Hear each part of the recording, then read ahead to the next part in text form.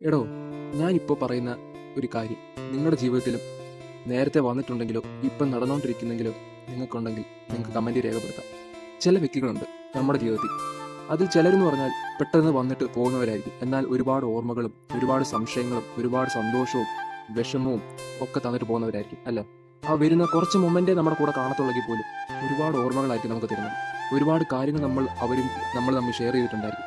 ഒരുപാട് വട്ടം നമ്മളെ വിഷമിപ്പിച്ചിട്ടുണ്ടായിരിക്കും. ഒരുപാട് വട്ടം നമ്മളെ സന്തോഷിപ്പിച്ചിട്ടുണ്ടായിരിക്കും. ഒരുപാട് വട്ടം നമ്മളെ സഹായിച്ചിട്ടുണ്ടായിരിക്കാം. അത് മാനസികമായും ശാരീരികമായും സാമ്പത്തികമായും എല്ലാം അല്ലേ?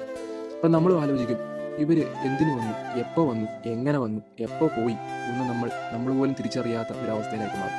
എന്നാൽ ചില വ്യക്തികളുണ്ട്, ചിലര് വരും, വന്നു കഴിഞ്ഞാൽ പിന്നെ ഒരിക്കലും വിട്ടു പോകാത്ത രീതിയിൽ നമ്മുടെ കൂടെ തന്നെ കാണും അല്ലേ?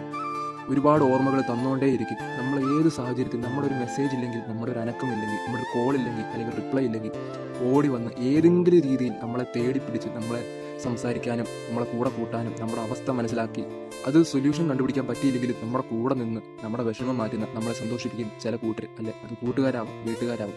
ഈ കഴിഞ്ഞിടയ്ക്ക് ഞാനൊരു റീല് കാണാൻ ഇടയുണ്ടായി. അതിൽ പറയുന്നത്, നമ്മൾ സംസാരിക്കാതിരുന്നാൽ തീരാവുന്ന ബന്ധങ്ങളെ നമുക്ക് ചുറ്റുമുള്ളൂ, നമ്മുടെ ജീവിതത്തിലുള്ളൂ അല്ലേ? അങ്ങനെ ഒരുപാട് ആൾക്കാർ നമ്മുടെയൊക്കെ ജീവിതത്തിൽ, എൻ്റെ ഉൾപ്പെടെ ജീവിതത്തിൽ വന്നു പോയിട്ടുണ്ട്.